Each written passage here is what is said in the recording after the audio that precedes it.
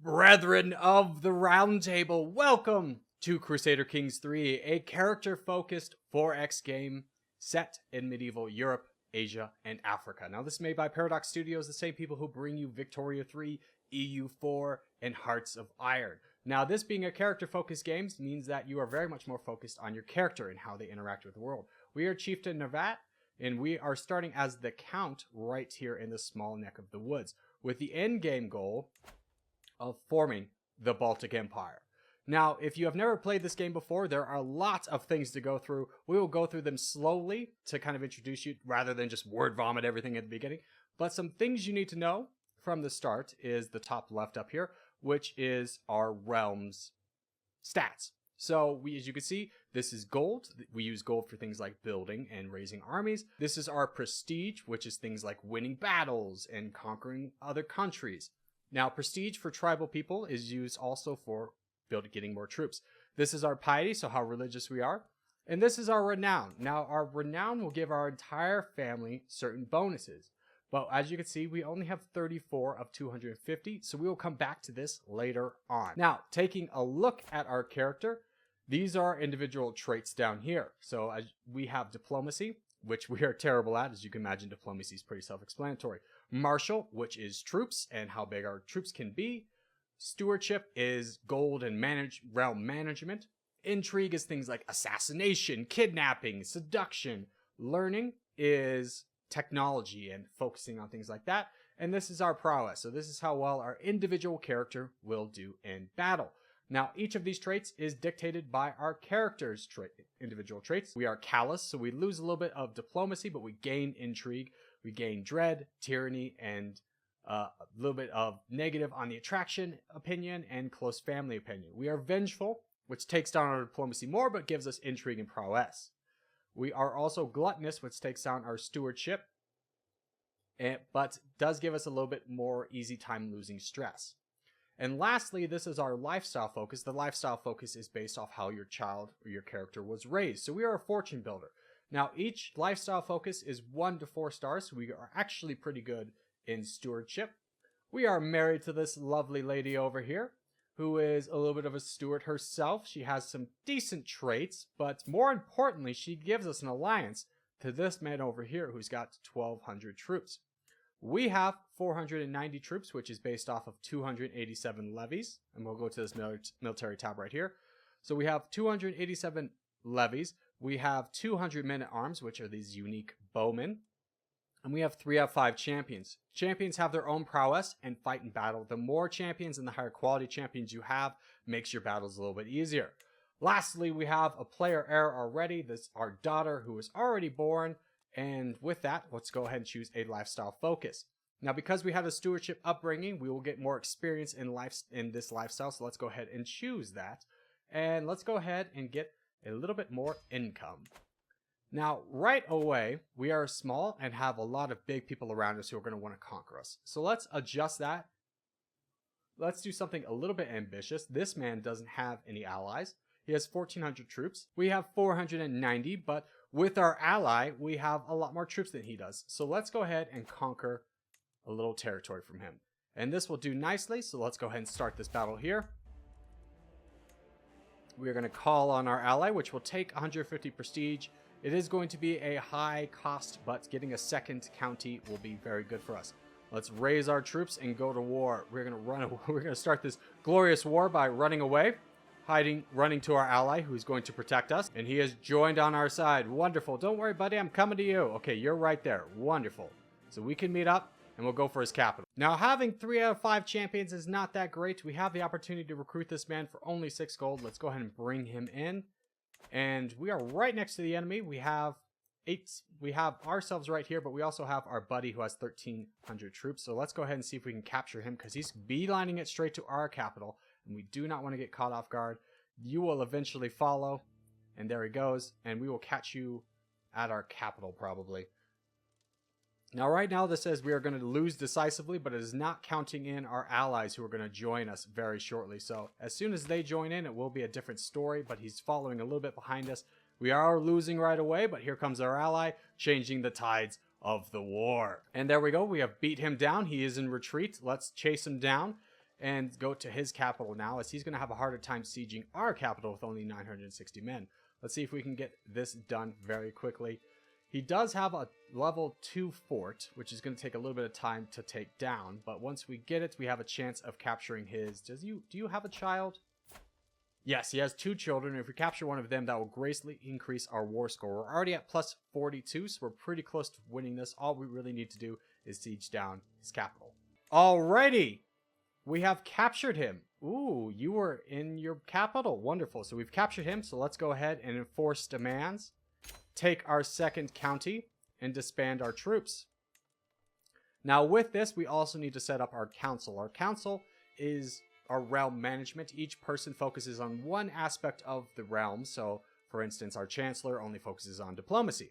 So first thing I want to do is I want to develop my capital. That will make it so that things get built a little bit quicker. I get a little bit more gold. Our spy master is currently on disrupt schemes, making it harder for people to, kill me. We have our seer, our court chaplain, and let's go ahead and set him here to convert this religion. And let's go ahead and take our marshal to increase control, because right now the control is at 25, so we're not getting the full tax or levies from this settlement, and we want that. So we're going to go ahead and set that. Our wife also can assist, but you can dictate her to do a specific task. But right now we don't need her to do anything in specific, so we'll go ahead and let that play out. And now we have 2 counties, which will dramatically increase our strength. Now, taking a look, we also do have a prisoner. We have his wife. Now, can we ransom you? We can. So he'll pay us 50 gold for his wife back. Enjoy her. And we can now build something in our capital. So let's go ahead and build war camps. This will give us another knight. This will give us more levies and increase the effectiveness of our troops. Oh, we are under siege because we are getting raided. Hello. We need to start raiding ourselves, but let's see if we can stop this. Let's raise our troops right here and see if we can go into battle with him. So we've stopped him from sieging, which is great. He's got some special troops over here, Bondis and Vigmen, which are very difficult. We're lucky to have won that. And we have chased him away. Now, there's another person over here who is very strong, so we're going to let him just raid over there, I suppose. And now we will build our war camps. Now, while we're waiting for all of our troops to come back and a few other things to happen, let's look at our culture. So our culture, we are stoic, which means we get a small health bonus. We get less stress gain. We are forest wardens, which means constructing in forest and taiga is cheaper. These are both forest territories, which is good for us. Sacred groves means that we get more taxes in those territories. And we are staunch traditionalists, which means stubborn is more common. Converting a local culture is a lot more expensive.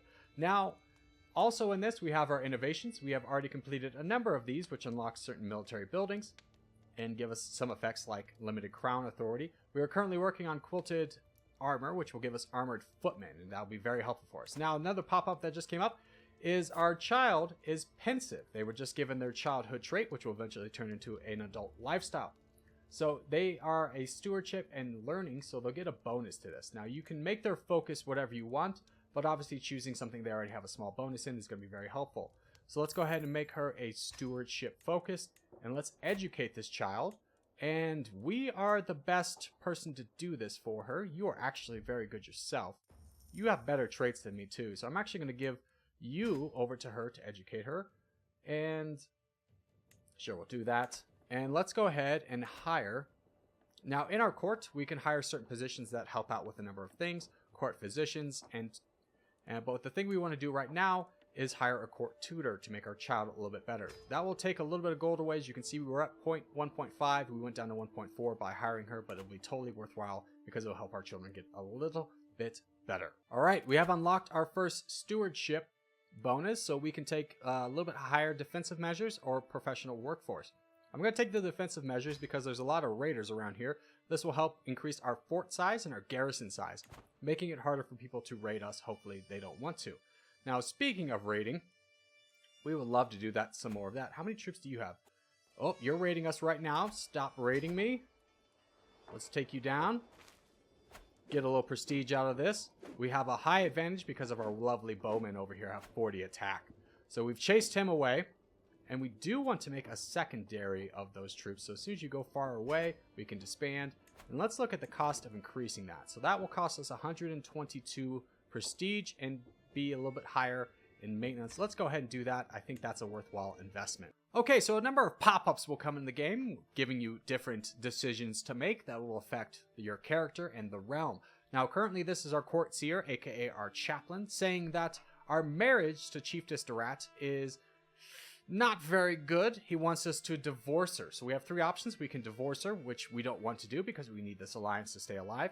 We could try and set him straight, but we will gain the trait incestuous, which makes it so that we are shunned. This is a negative trait. It's a sin in our religion. Or we could say, surely this all can be forgotten, and give him a weak hook on us, aka a favor. Let's do that. He'll gain a weak hook on us. I don't imagine that'll be too painful, but I don't want to be incestuous and have people not like me as much. Now, we did just have a guest arrive. He's got 7 prowess, and it only cost us 5 to recruit him. That'll bring us up to 5 knights. That'll be very worthwhile. We've also unlocked another stewardship bonus. Let's go ahead and get professional workforce. This will decrease the amount of time that it takes for us to build things in our individual counties, like our war camps.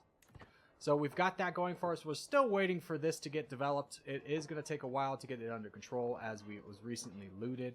But as soon as that is done, we will be ready to go on to another battle. Now, another bonus of being tribal is the fact that you can raid. Currently, we have, let's just go ahead and raise them all, about 948 raiders. That's as many of our troops as we can raise. This guy down here has 902, and he doesn't have as many champions as we do, and not as many men-at-arms. So let's go ahead and start raiding him. Let's go straight to his capital, see if we can raise that. If we can take it, we get 15 gold, which is going to be very worthwhile in the end.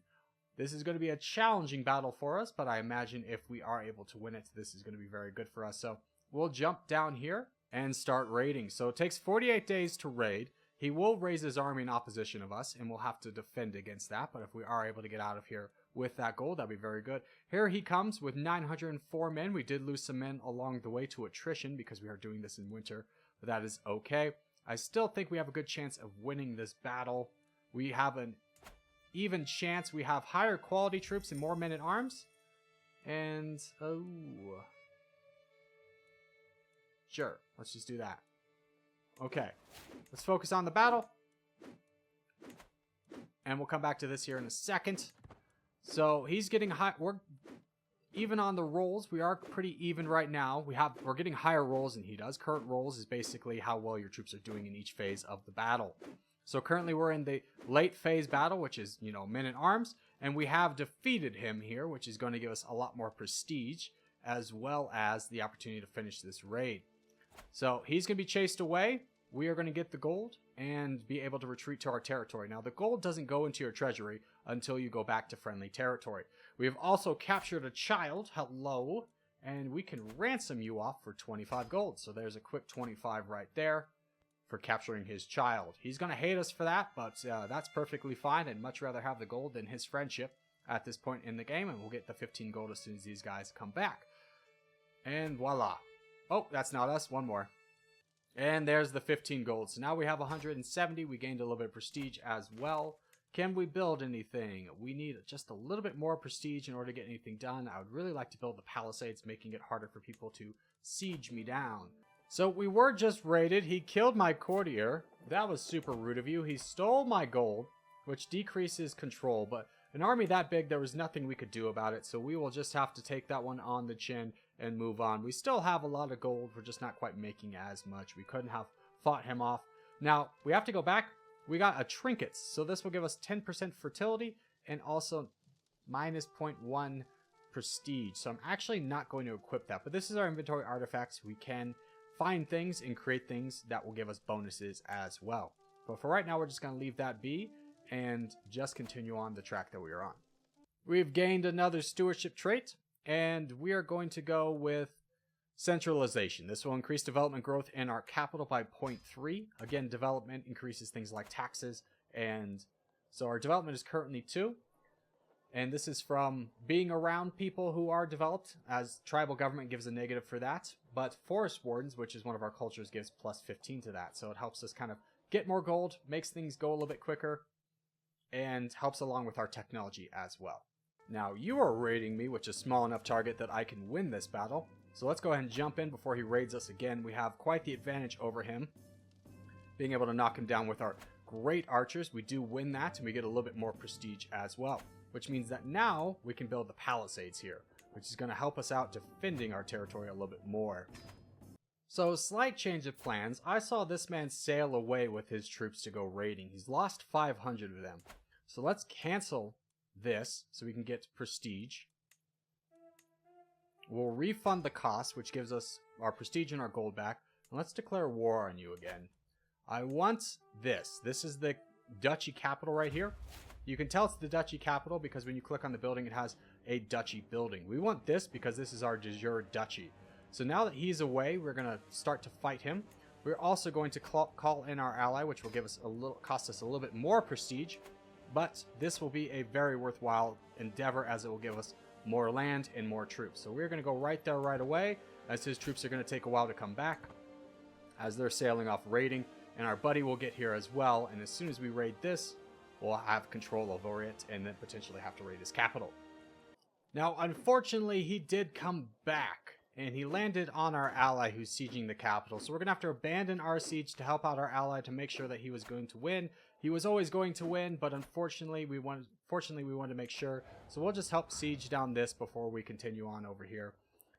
We are taking slight attrition because we are in winter, as we do get another stewardship bonus. So let's get reinforcement rate for our levies so they will come back quicker. And as soon as we are done with this, we'll move on to our actual target. But we do have a shot of sieging this down.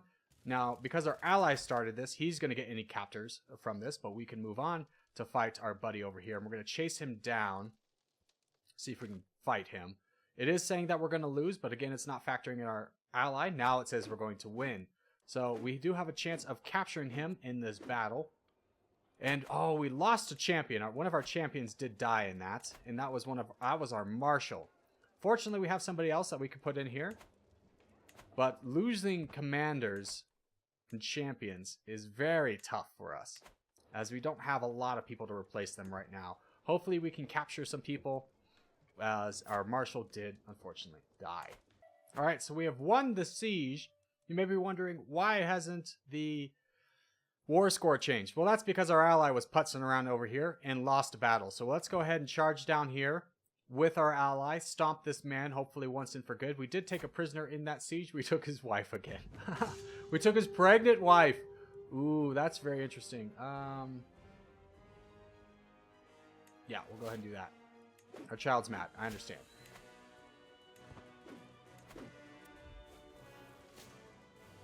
Ooh, now this is a bad thing. Our daughter is sick. And if she dies, we don't have an heir. So we'll send for a physician to recruit a court physician. That will cost us a little bit of gold. And let's look. You're bad. You're kind of bad too. How much? You cost a lot less. So we'll hire you as our court physician. Now we are at 79% battle war score.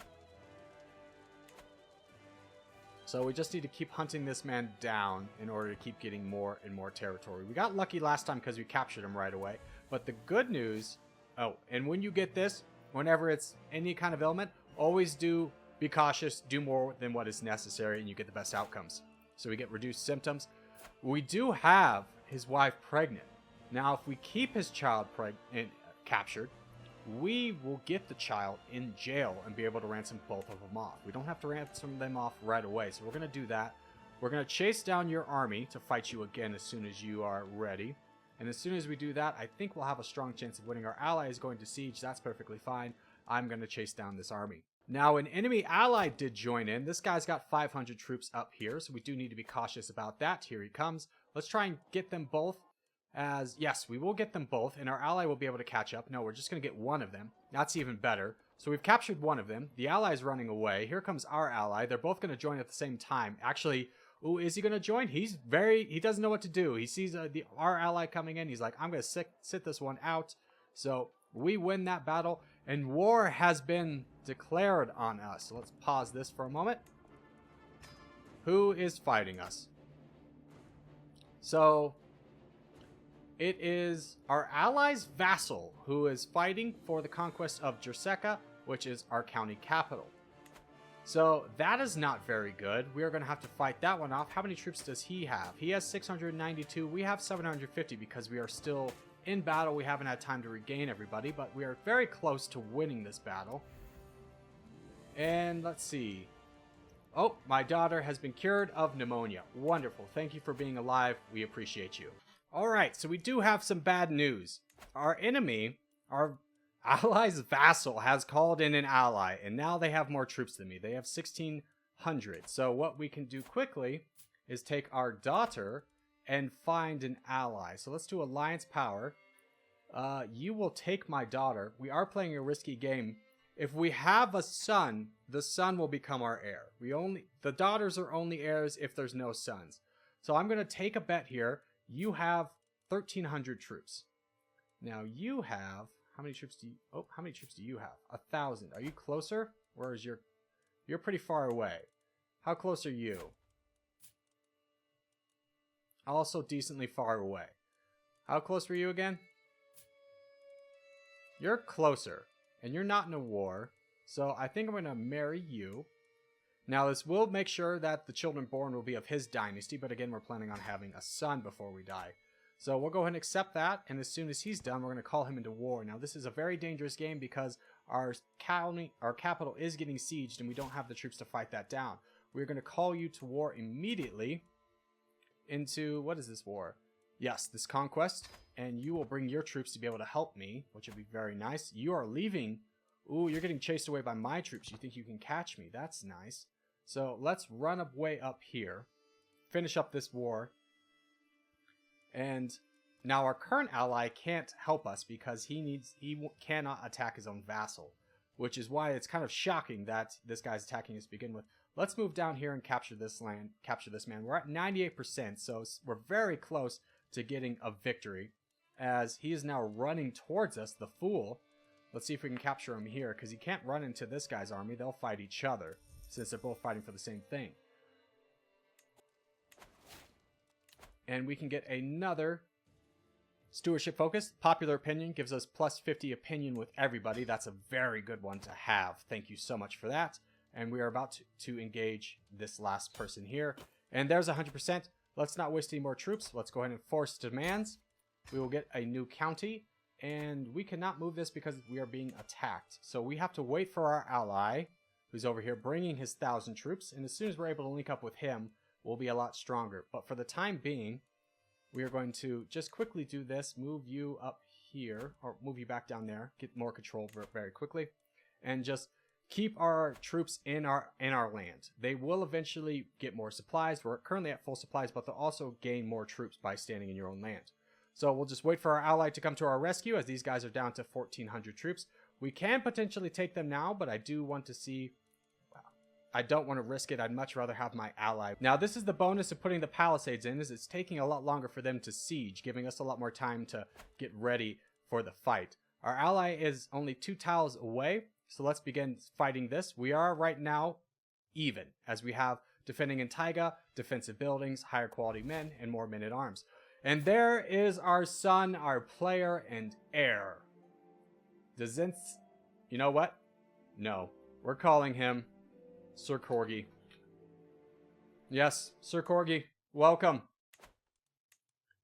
And our ally will get here eventually. We're going to start this war, basically to protect our capital from getting sieged. And we are in our capital, so there's a chance of us getting captured, and getting captured is the end of the war. Now, we also do get 250 prestige, or piety, from having a son. That's based off our culture here.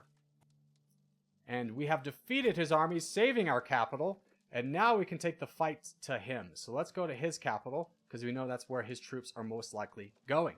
So we have once again caught his armies. We are waiting for our ally to reinforce us. We're holding the line for right now, doing some damage, but now that we have him, we're getting a lot more advantage.